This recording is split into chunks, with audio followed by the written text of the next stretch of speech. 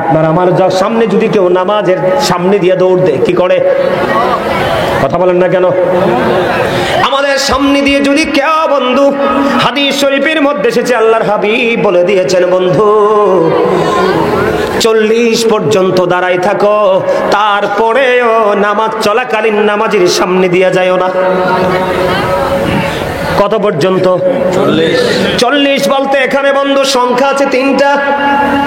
হাদিস শরীফের মধ্যে এসেছে, হাদিসের রাবী বলেছেন আমার সঠিক মনে নাই আমার নবী কি 40 দিনের কথা বলেছেন নাকি 40 মাসের কথা বলেছে নাকি 40 বছরের কথা বলেছে নাকি 40 দিনের কথা বলেছে। বন্ধু বন্ধু প্রয়োজনে 40 বছর দাঁড়াই থাকো, তারপরেও নামাজের সামনে দিয়ে যাওয়া যাবে না। মসজিদে নববীর মিম্বরে দাঁড়িয়ে দাঁড়িয়ে সুবহানাল্লাহ,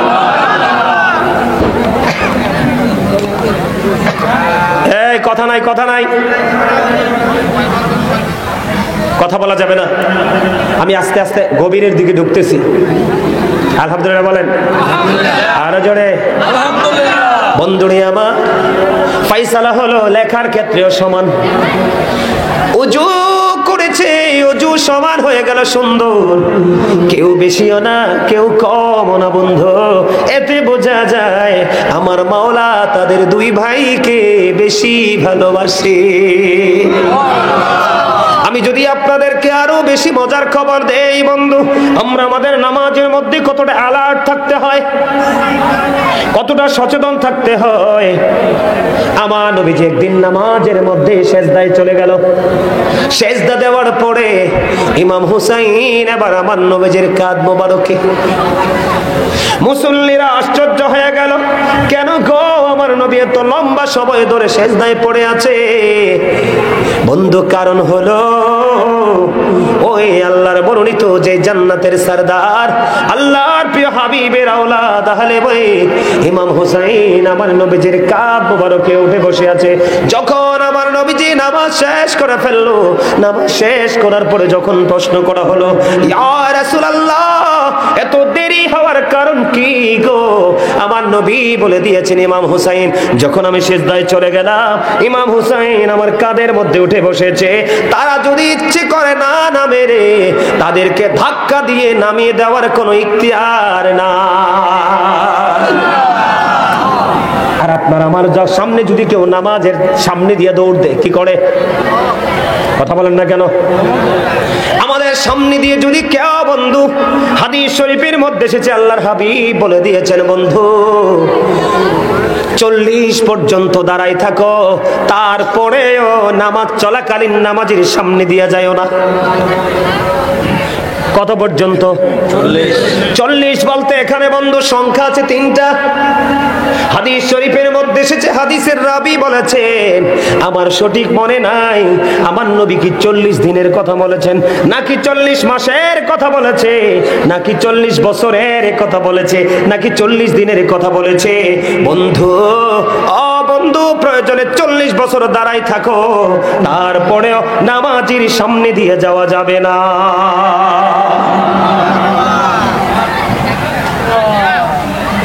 বন্ধুরে আমার, একদিন গ্রাম্য লোক একটা নিয়ত করলেন, মনে মনে নিয়ত করলেন, আমার দিকে তাকান, আল্লাহর হাবিবের দরবারে হাদিয়া হিসাবে একটা হরিণ দিবে।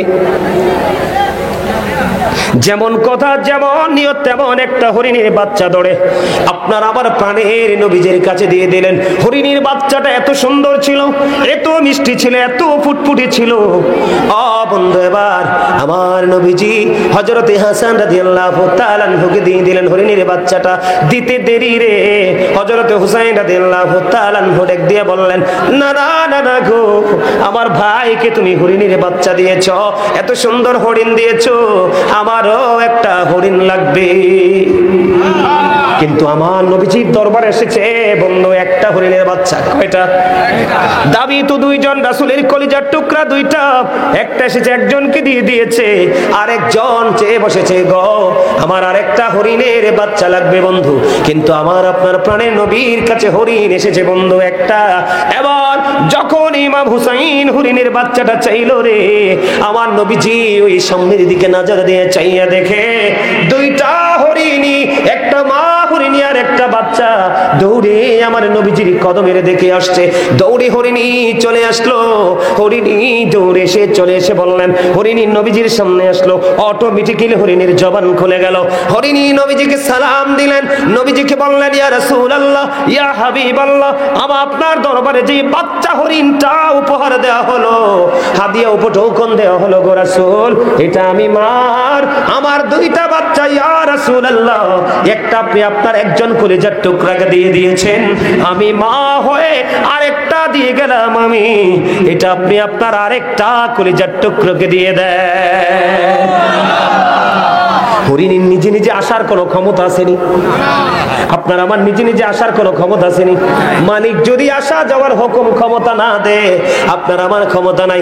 এতে বোঝা যায় রে ইমাম হাসান হুসাইনকে আমার আল্লাহ কত বেশি ভালোবাসে।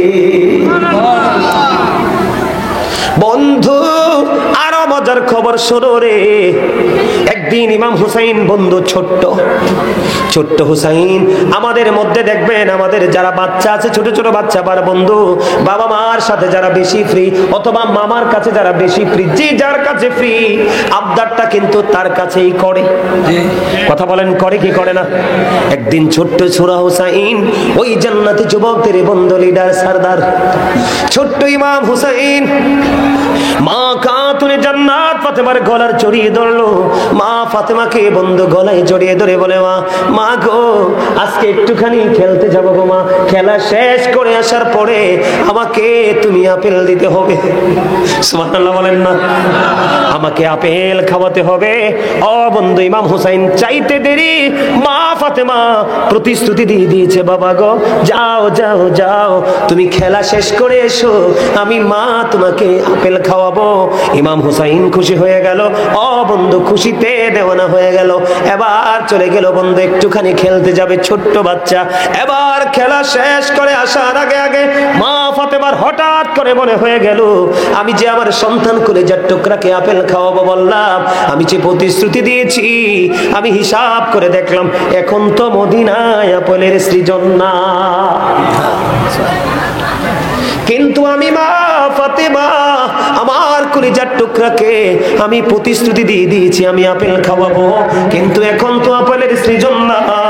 আমি এখন কি করব? যদি দিতে না পারি তাহলে আমি সন্তানের কাছে মিথ্যাবাদী হয়ে যাব। বন্ধু, মা ফাতেমা, হাদিস শরীফের মধ্যে এসেছে, আমার দিকে তাকান, মা ফাতেমার ললাটে ঘাম দেখা যায়। মা ফাতেমা চিন্তা করতে না পেরে এবার ওনার মধ্যে চিন্তা আসলো, আমি আমার বাবার কাছে চলে যাই, আমার বাবার কাছে চলে গেলে হয়তো একটা ফয়সালা হবে। এবার দৌড়ে চলে গেলেন মা খাতুনে জান্নাত ফাতেমা। আপনারা মদিনায় গেছেননি, হজ করতে এখানে আসেননি? এখানে আপনি আছেন, আপনি গেছেন উমরাতে গেছেন, আর উমরাতে গেলেও দেখবেন নবীজির রওজা থেকে মা ফাতেমার ঘর কিন্তু বেশি দূরে না। আমি বন্ধু প্রাণ উজাড় করে দেখেছি মা ফাতেমার নয়ন, মা ফাতেমার ঘর বন্ধু নয়ন খুলে তাকিয়েছিলাম, কি যে মায়া লাগে রে, প্রেম না করলে কখনোই বোঝা যাবে না। ও বন্ধু, আমার দিকে তাকান, আল্লাহর হাবিবের কন্যা উম্মে হাবিবা, মামার নবী তাকে উম্মে হাবিবা বলে ডাকতেন ভালোবেসে। এবার চলে গেল বন্ধু, কিতাব প্রমাণ করেছে আমার নবীজি বসা ছিলেন, মা ফাতেমাকে দেখা মাত্র বন্ধু আমার নবীজি দাঁড়িয়ে গেলেন, দাঁড়িয়ে বললেন, মা আপনি এখানে বসুন, আপনাকে পেরেশানি দেখা যায়, কি হয়েছে রে মা? এবার ইমাম হুসাইন, এবার মা ফাতেমা একটা ডাক দিয়ে বলল, বাবা গো, বাবা আপনার কলিজার টুকরা হুসাইন আমার কাছে আপেল চেয়েছে গো বাবা। বাবা আমি তো প্রতিশ্রুতি দিয়ে দিয়েছি, কিন্তু পরে হিসাব করে দেখলাম মদিনার কোথাও তো আপেল নাই, এখন তো আপেলের সিজন না বাবা, আমি কি করব? বন্ধু আমার রাসূল এবং মা খাতুনে জান্নাত ফাতেমা দুজনের মধ্যে বন্ধু আলাপ আলোচনা চলতেছে। এরই মধ্যে হযরত জিবরাইল আলাইহিস সালাম জান্নাত থেকে আপেল নিয়ে আমার নবীজির হুজরায় এসে হাজির। আরে আরো জোরে বলেন না সুবহানাল্লাহ, আল্লাহু আকবার। চাই দেখছেন নি খেলা? আরে ভাই দেখছো খেলা? এবার বন্ধু মা ফাতেমার ঘরে আমার নবীজির হুজরা মোবারকের মধ্যে জিবরাইল আমিন জান্নাতি আপেল নিয়ে বন্ধু হাজির। আল্লাহ ডেকে ডেকে বলে, জিবরাইল জলদি করে যাও গো, আমার হাবিব হাবিবুল্লাহর কাছে আপেল নিয়ে চলে যাও। আমার হাবিবের কলিজার টুকরা ফাতেমা বিচলিত হয়ে গেছে, তাদেরকে বিচলিত অবস্থায় আমি আল্লাহ দেখতে চাই না। আপেল নিয়ে এসে বন্ধু হাজির হয়ে গেল। কিতাব প্রমাণ করেছে পৃথিবীর মধ্যে আমরা এখন আপেলগুলো যেমনটি খাই, ঠিক ওই আপেলটার রং তেমন ছিল, আকার তেমন ছিল, ঘ্রাণ তেমন ছিল, কিন্তু স্বাদ এই পৃথিবীর আপেলের মতো ছিল না। এবার বন্ধু জিবরাইল আলাইহিস সালাম বললেন, ইয়া রাসূলুল্লাহ, ইয়া হাবিবাল্লাহ, নবী গো, আমার 2টা বাটি লাগবে এবং একটা চাকু লাগবে।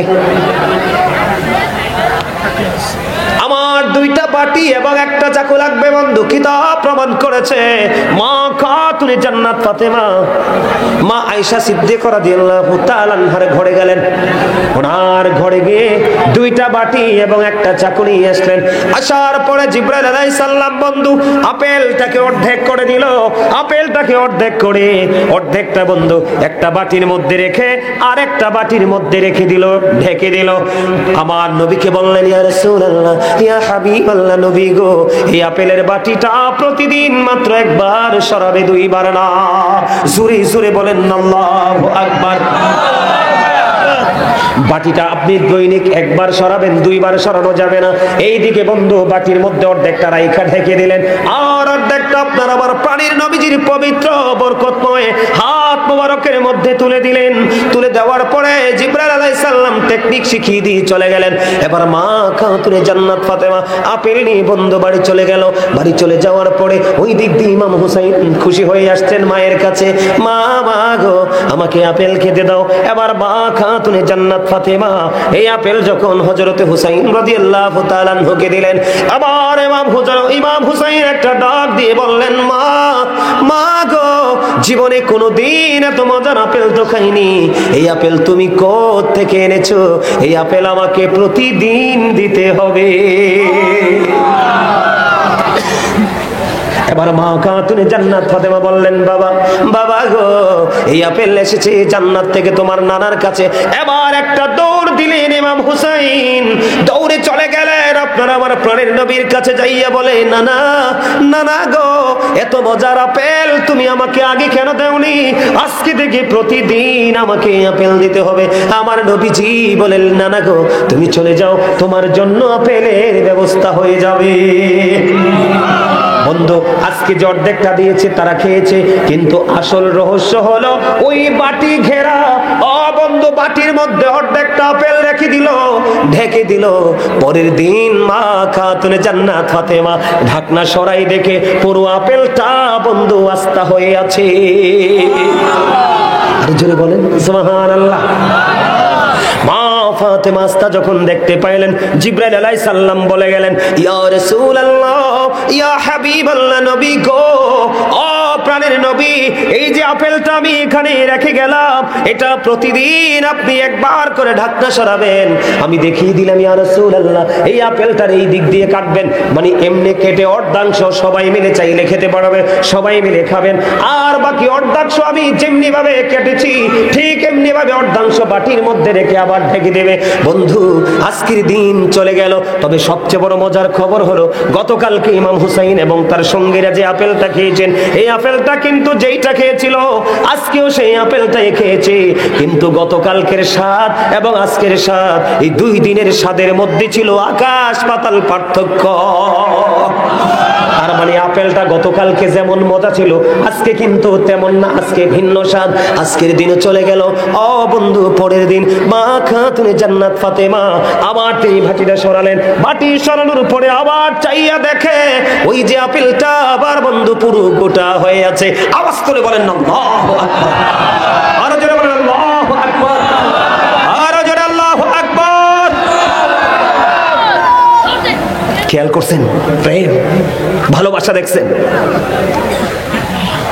এবার এক এক করে বন্ধু একদিন চলে গেল। দ্বিতীয় দিন মা খাতুনে জান্নাত ফাতেমা ও বন্ধু ঢাকনা সরাই দেখে আবার পুরো আপেলটা আস্তা হয়ে আছে। আজকে আবার মা ফাতেমা যেমন করে জিবরাইল শিখিয়ে দিল ঠিক তেমনি ভাবে বন্ধু অর্ধাংশ কেটে নিল। কাটার পরে তিনি খাইলেন, কিন্তু গতকালকের মতো আজকের স্বাদ না, আজকের স্বাদ হলো আবার ভিন্ন। বন্ধুরি আমার, এমনি করে করে করে করে প্রতিদিন একদিন চলে গেল, 2 দিন চলে গেল, 3 দিন চলে গেল, 4 দিন চলে গেল, দেখতে দেখতে বন্ধু 1 মাস 2 মাস চলে গেল। ও বন্ধু, এমনি করে বছর, মাসের পর মাস চলে যাচ্ছে, 1টি বছর চলে গেল, 2টি বছর চলে গেল। বন্ধু কিতাব প্রমাণ করেছে মা খাতুনে জান্নাত ফাতেমা ইমাম হুসাইনকে ওই আপেলটা 2 বছর পর্যন্ত খাইয়েছে। বন্ধু ঢাকনা সরাইলে দেখে আস্থা হয়ে আছে, অর্ধেকটা খেটে খায়, প্রতিদিনই ভিন্ন ভিন্ন স্বাদ। 2 বছর পরে ওই আপেলটা বন্ধু বাকি অর্ধাংশ বন্ধু অদৃশ্য হয়ে যায়। জোরে জোরে বলেন না সুবহানাল্লাহ, আর জোরে বলেন সুবহানাল্লাহ। এই হুসাইনকে ভালোবাসার দরকার আছে না নাই? হুসাইনকে ভালোবাসতে 5 ওয়াক্ত নামাজ পড়তে হবে। ওই যে 61 হিজরিতে কারবালা হয়েছে, ইমাম হুসাইন ইয়াজিদ বাহিনীর সাথে আপোষ করেনি, সত্যের পক্ষে থেকে লড়াই করে শহীদ হয়েছে। তারপরেও বন্ধু পিছপা হয়নি। ইমাম হুসাইন যখন কারবালার ময়দানে ঢুকতেছে, কুফা থেকে একে একে 150 চিঠি দেওয়া হলো। আসার পূর্বেও তিনি জানতে পেরেছে মুসলিম বিন আকিল ভালো নেই। ও বন্ধু, ইমাম হুসাইন কারবালার ময়দানে ঢোকার আগে আগে ইবনে জিহাদ, মুসলিম বিন ইবনে জিহাদ, মুসলিম বিন আকিলকে হত্যা করে ফেলেছে, শহীদ করে ফেলেছে। ইন্না লিল্লাহি ওয়া ইন্না ইলাইহি রাজিউন। তারপরে ইমাম হুসাইন পিছু হটেনি, তিনি যুদ্ধের ময়দানে এসেছে। ও বন্ধু, সবচেয়ে বড় মজার খবর হলো এক ব্যক্তি এসে বললেন, ইয়া রাসূলুল্লাহ, ইয়া হাবিবাল্লাহ। এই হাদিসের রাবী হলেন উম্মুল ফজল বিনতে হারিস। তিনি বললেন, হাদিসের রাবী হলেন তিনি বললেন, এক ব্যক্তি এসে নবীজিকে বললেন, উনি এসে বললেন, ইয়া রাসূলুল্লাহ, আমি স্বপ্নে দেখেছি, ইয়া রাসূলুল্লাহ, আমি উম্মুল ফজল বিনতে হারিস রাদিয়াল্লাহু তাআলা আনহা। তিনি বললেন, ইয়া রাসূলুল্লাহ, আমি স্বপ্নে দেখেছি আপনার থেকে 1 টুকরা গোশত আমার কোলে তুলে দেওয়া হয়েছে। নবীজি বললেন, তুমি ভালো স্বপ্ন, চমৎকার স্বপ্ন দেখেছো। তার মানে হলো ফাতেমা খাতুনে জান্নাত, ফাতেমার নূরানী সন্তান পৃথিবীতে আসবে, ইমাম হুসাইন। এই হুসাইনকে তোমার কোলে তুলে দেওয়া হবে। প্রেমটা দেখছেননি খেলা?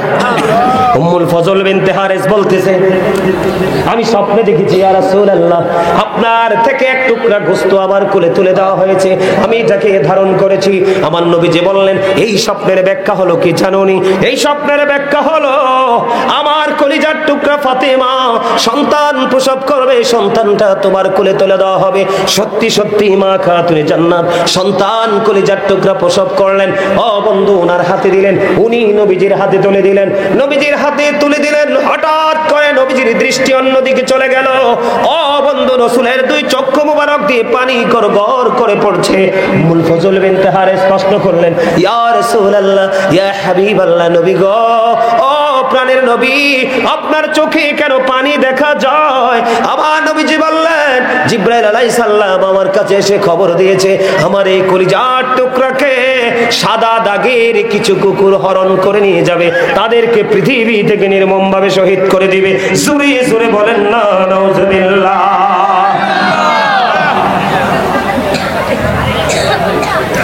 কি করে?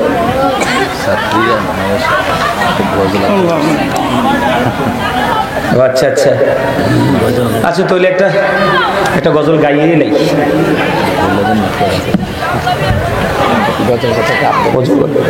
আমার এই মাদ্রাসার 9ম শ্রেণীর ছাত্রী, আমাদের সকলের আবদার, নাম দিছে না তো? ও আছে তো না? নাম দিছে না? আমরা সবাই একটা আবদার, আমার একটা গজল শুনতে। আপনারা কি শুনবেন? এটা নোয়াখালী লাকসামের ভাষা, এটা গোটা পৃথিবীর মানুষের হৃদয় ছুঁয়েছে। শুনবেন? আর যারা বলেন, বিজ্ঞানীদের বিজ্ঞানী অঙ্গ নবীজি, এমন দয়াল নবী আর হাইবানি, এমন দয়াল নবী খুঁজা হাইবানি। বিজ্ঞানীদের বিজ্ঞানী অঙ্গ নবীজি, বলেন বিজ্ঞানীদের বিজ্ঞানী অঙ্গ নবীজি, এমন দয়াল নবী আর হাইবানি, এমন দয়াল নবী খুঁজা হাইবানি। বিজ্ঞানীদের বিজ্ঞানী অঙ্গ নবীজি, বিজ্ঞানীরা রকেট যোগে চাঁদের দেশে যায়, অঙ্গ নবী রকেট ছাড়া মেরাজ শরীফে যায়। বিজ্ঞানীরা রকেট যোগে চাঁদের দেশে যায়, অঙ্গ নবী রকেট ছাড়া মেরাজ শরীফে যায়। আরে ওই যুগে কি রকেট বিমানে গুণ ছিল নি? বলো ওই যুগে কি বিজ্ঞানীদের বিজ্ঞানী অঙ্গ নবী যে, বলেন বিজ্ঞানীদের বিজ্ঞানী অঙ্গ নবী যে। এমন দয়াল নবী আর হাইবানি, এমন দয়াল নবী খুঁজা হাইবানি, বিজ্ঞানীদের বিজ্ঞানী অঙ্গ নবী যে। বিজ্ঞানীরা রকেট যোগে চাঁদের দেশে যায়, অঙ্গ নবী রকেট ছাড়া মেরাজ শরীফে যায়। আরে ওই যুগে কি রকেট বিমানে গুণ ছিল নি? বলো ওই যুগে কি বিজ্ঞানীদের বিজ্ঞানী অঙ্গ নবী যে। আবু বকর সিদ্দিকের সাপে কামড়াইছে, অঙ্গ নবীর থুতু দি ভালা হয়ে গেছে। আবু বকর সিদ্দিকের সাপে কামড়াইছে, অঙ্গ নবীর থুতু দি ভালা হয়ে গেছে। আরে সেই যুগে কি ওজা বৈদ্য এগুলো ছিল নি? বলো সেই যুগে কি ছিল নি? বিজ্ঞানীদের বিজ্ঞানী অঙ্গ নবীজি। আগের যুগের মানুষের অসুখ কম হইতো, অঙ্গ নবীর কাছে আইলে ভালা হয়ে যাইতো। আগের যুগের মানুষের অসুখ কম হইতো, অঙ্গ নবীর কাছে আইলে ভালা হয়ে যাইতো। আরে সেই বালা কি এই যুগেতে করতে হারবানি? বলো সেই বালা কি বিজ্ঞানীদের বিজ্ঞানী অঙ্গ নবীজি। মারহাবা, আর যারা বলেন মারহাবা। এই গজলের ভিতরে যদি আমরা ঘাটাঘাটি করি কয়েক ঘন্টার ওয়াজ আছে, কারণ এটার মধ্যে পুরো গজলের মধ্যে নবীর মুজিজা লুকায়িত। সুবহানাল্লাহ বলেন না? আর যারা বলেন গজল ভাল লাগে না? লাগে? আপনারা কথা না বললে কি হয়েছে? আপনাদের বসার উপস্থিতি বলে যে ভালো লাগে। আলহামদুলিল্লাহ বলেন। নীলাম গাদা নীলাম নীলামের রজনী গন্ধা, মনের শোকে মালা গাঁথিব সকাল থেকে সন্ধ্যা। একবার দেখা দাও যদি ও গো কামলি বলা, স্বপ্নে রাত্রি বেলা, হাসি মুখে পড়াবো তোমায় হাজার ফুলের মালা। বলেন ইয়া রাসূলুল্লাহ ইয়া হাবিবাল্লাহ, বলো ইয়া রাসূলুল্লাহ ইয়া হাবিবাল্লাহ। মারহাবা। আরেকটু মানে গজলগুলো বলা মানে ব্যাটারিটাকে একটু চার্জ দেওয়া, ঠিক কিনা বলেন? মাঝে মাঝে ব্যাটারিটা কি হয়ে যায়? ডাউন হয়ে যায়, ঠিক কিনা বলেন? আর জোরে ভাল লাগে গজল? হ্যাঁ, তাহলে আমার লেখা একটা গজল গাই, একটু অল্প করে গাইবো, বেশি না কিন্তু গাইবো, শুনবেন পারলে? ওমর খোদা একটুখানি গাইবো, কারণ আমার ওয়াজ বাকি আছে তো আরো। নবীজি কেমন করে বলো তোমায় দেখি, ওগো নবীজি কেমন করে বলো তোমায় দেখি। আছো তুমি ওই মদিনায়, আছো তুমি ওই মদিনায়, সঙ্গে নিয়ে দুই প্রেমিক সাথী, কেমন করে বলো তোমায় দেখে। বলেন ওগো নবীজি কেমন করে বলো তোমায় দেখি। দেখার আশা আমার মনে বসে রেখেছি আপন করে। বলেন দেখার আশা বসে রেখেছি যতন করে। পাই যদি গো নবী তোমার দিদার, শীতল হবে মোর দুটি আখি। কেমন করে বলো তোমায় দেখি। বলেন ওগো নবীজি কেমন করে বলো তোমায় দেখি। মারহাবা। আর পুরাটা শুনতে চাইলে অনলাইনে আছে, এখানে পুরাটা গাওয়া যাবে? আর যারা বলেন যাবে, যাবে না, যাবে না। এটা পুরাটা শুনতে চাইলে অনলাইন থেকে কালেক্ট করবেন, অনেক গজল গাওয়া আছে অনলাইনে। সম্মানিত উপস্থিতি, আমরা যদি আল্লাহ আল্লাহ রাসূলকে পেতে চাই তাহলে আমাদের ঈমানকে আগে টেকসই করতে হবে, আর ঈমানকে টেকসই করতে হলে সর্বপ্রথম রাসূলকে ভালোবাসতে হবে, রাসূলের আহলে বাইতকে ভালোবাসতে হবে। এই ভালোবাসার মধ্য দিয়ে আমরা আল্লাহ রাব্বুল আলামিনের কি করতে পারবো? আল্লাহ রাব্বুল আলামিনের নৈকট্য, আল্লাহ রাব্বুল আলামিনের দিদার আমরা হাসিল করতে পারবো। সম্মানিত উপস্থিতি, ইমাম হুসাইন চলে যাবে, সীমার ওনার বুকের উপর চেপে বসবে, এই মুহূর্তে তিনি নামাজ পড়েছে।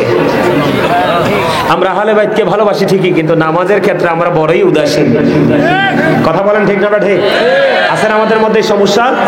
ইমাম হুসাইনকে ভালোবাসতে মিষ্টি কথা বলতে হবে, মানুষকে সালাম দিতে হবে, কথাবার্তা বলার সময়, চলার সময় ইসলামের আইন কিভাবে প্রয়োগ করতে হয়, প্রয়োগ করে কিভাবে চলতে হয় সেদিকে আমাদেরকে খেয়াল রাখতে হবে।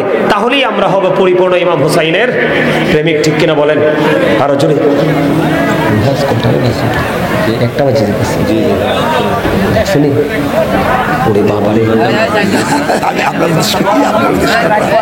আলহামদুলিল্লাহ বলেন আরো জোরে। সম্মানিত উপস্থিতি, আমার দিকে তাকান। আলোচনা হয়ে গেছে 2 ঘন্টার মতো, আমার আরো কাজ আছে। আর সর্বশেষ হলো আমার আগামীকালকের প্রোগ্রামটা অনেক দূরে। আগামীকালকে এখান থেকে যাইয়া খাইয়া টাইয়া নামাজ পড়ে আগামীকালকে প্রোগ্রামের জন্য রওনা দিতে হবে, অনেক দূরে আগামীকালকের প্রোগ্রাম। আমার অনেকগুলো কাজ বাকি আছে, আপনারা কেউ যাবেন না। আপনারা শেষ পর্যন্ত থেকে তারপর এখান থেকে যাবেন। রাজি আছেন নি? হ্যাঁ, সবাই রাজি? রাজি হলে সর্বপ্রথম আমার আপনাদের কাছে একটা আবদার। আমার সামনে কোরআন শরীফটাও আছে, ভালোই হয়েছে হয়তো, কোরআন শরীফটাও আছে আমার কাছে। আপনাদের এখানে মসজিদ হচ্ছে না? জি, পিছনে মসজিদ, মসজিদের কাজ চলমান। আপনাদের কাছে আমি একটু মসজিদের জন্য হাত পাতবো। আপনারা আমাকে আমার কাছে আল্লাহর ঘরের জন্য কিছু দান করবেন। রাজি আছেন নি? ওমা মনু জবান ছোট হয়েছে, কিরফিন নেই। হ্যাঁ, আমি হাত পাতলে দিবেন না আপনারা?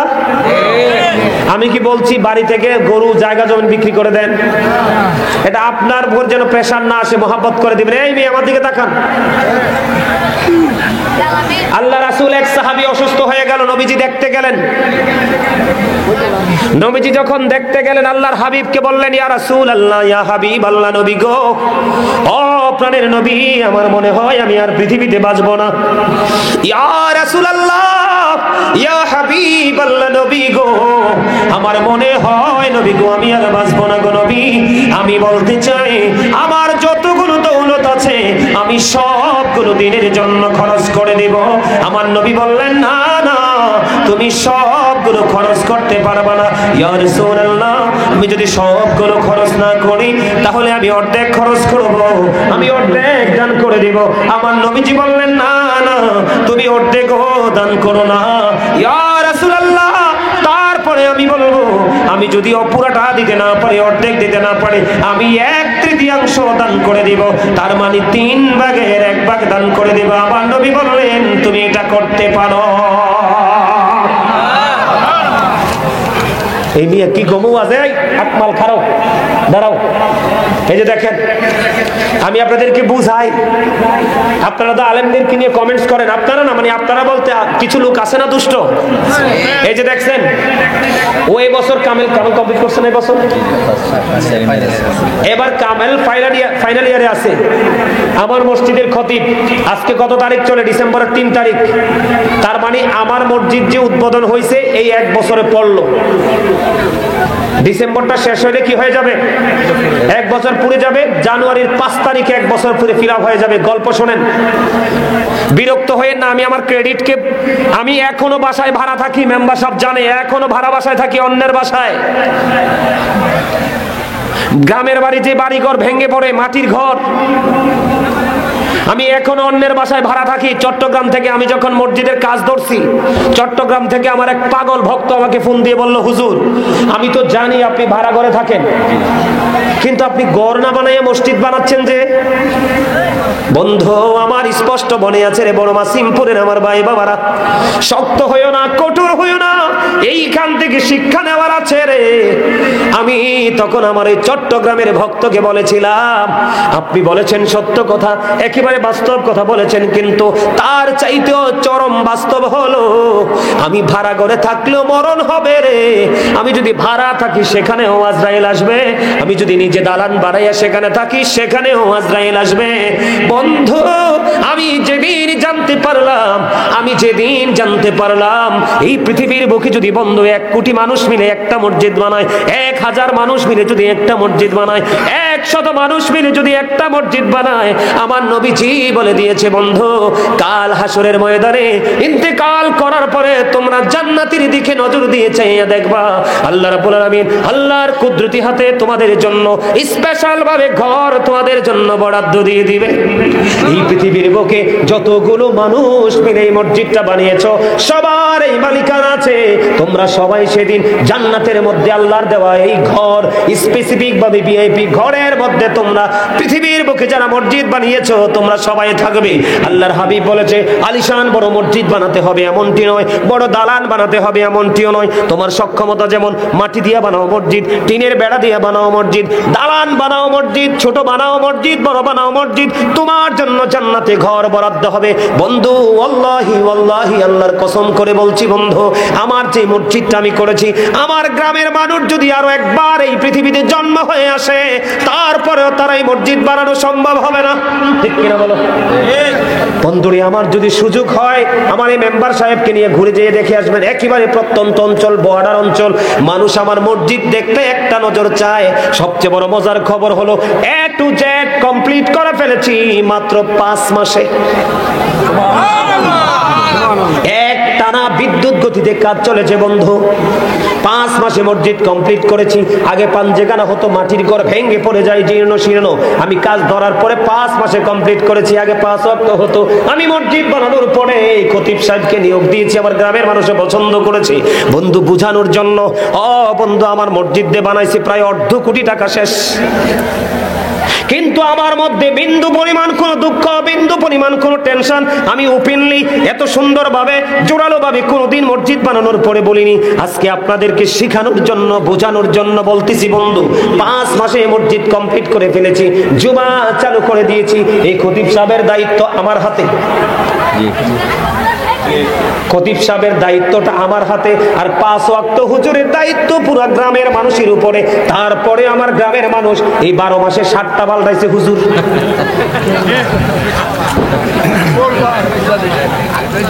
কথাটা বুঝতে পারছেন না আমার কথাটা? আমি আপনাদেরকে প্রমাণ দিই, আপনারা শুধু দেখেন আমি আপনাদেরকে ভালোবেসে এসেছি।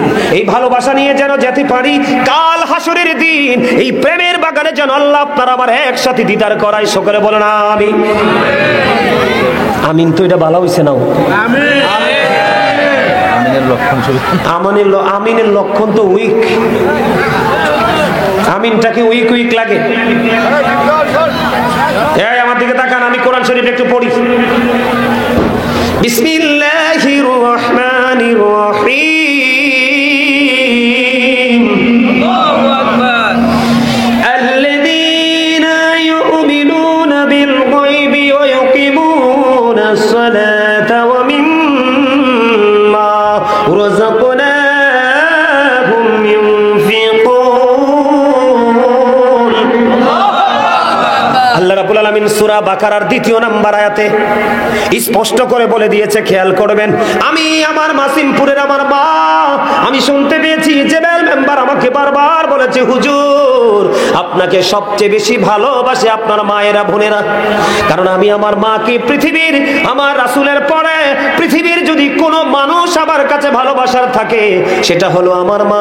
আমার মায়ের চেহারা যদি আমি কখনো বন্ধু মলিন দেখি আমি পাগল হয়ে যাই, মনে হয় যেন আমার পৃথিবীটা ছোট হয়ে আসছে, না আমার বড় সম্পদ আমার কাছ থেকে হারিয়ে গেছে।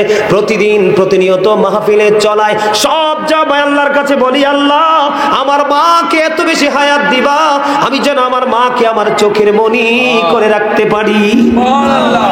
আমার বাবা এখনো আছে, আমার মা বাবা এখনো স্ট্রং। সবচেয়ে বড় মজার খবর, শিক্ষা নেন। এরে যুবক, তোমরা সবাইকে বলি, বিয়ে করার পরে 10,000, 15,000, 20,000 টাকা চাকরি করো, মাকে খাওয়ানোর ডরে বউ নিয়ে আলাদা হয়ে যাও। আমি বন্ধু, তুমি আমার ইতিহাস খুঁজে দেখো, আমি গাজী সুলাইমান কেমন মানুষ। তুমি এখনো পর্যন্ত মসজিদের ইমামতি করার হাদিয়া, মাহফিলের হাদিয়া, মিলাদের হাদিয়া যতটুকু দেয় আমি আগে নিয়ে আমার মার হাতে দেই। ওই যে এই পৃথিবীর ছোট্ট বাচ্চা যেমন একটা চকলেট মার কাছ থেকে খুঁজে নেয়, 500 টাকা মার কাছ থেকে খুঁজে নেয়, মা 100 টাকা দেন, আমার একটু দরকার আছে বন্ধু। আমি সেই ছোট্ট বাচ্চা। গত কয়েকদিন আগে বড় একজন আলোচক আমার আম্মা একটা দাওয়াতে গিয়েছিল। তো যাওয়ার পরে আমার আম্মা বলতেছে, আমার মা, আম্মা বললে আমার কাছে মায়া লাগে না, মা মনে হয় যে বড় মধু। আমার মা বলতেছে, আমাকে তাড়াতাড়ি বিদায় দাও। কয় কেন? কয় বিদায় নিতে হবে, আমার ছেলেটা মাহফিলে চলে যাবে, তাকে কিছু টাকা দিতে হবে। ওই হুজুরের ওয়াইফ নাকি আমার মাকে প্রশ্ন করেছে, আন্টি আপনার গাজী সুলাইমান কি এখনো সেই ছোট্ট? আমার মা নাকি তখন উত্তর দিয়েছে, আমার ছেলের মতো ছোট আমি মনে করি দুনিয়া তার কেহ নাই। এত সুন্দর প্রেমের খবর শুনে সুবহানাল্লাহ বলতে পারলেন না? আমার 1 টাকা লাগলে আমি মাত্রে খুঁজে এনে খরচ করি। আমি চাইলে আমার মতো করে কি করতে পারি? আমি যদি আমার মায়ের কদমে সারা পৃথিবীটাও দিয়ে দেই, মায়ের ঋণ শোধ করতে পারবো না। পারবো? বন্ধুরে আমার দিকে তাকান। একজন পাগল মানুষ, একজন পাগল, তার মা অসুস্থ, কিন্তু মায়ের স্বপ্ন হলো খানায় কাবা সে তাওয়াফ করতে হবে। মা হাঁটতে পারে না, মা চলতে পারে না। বন্ধু, মায়ের পাগল ছেলে 1 বছর 2 বছর নয়, 7 বছর বন্ধু মাকে কাঁধে করে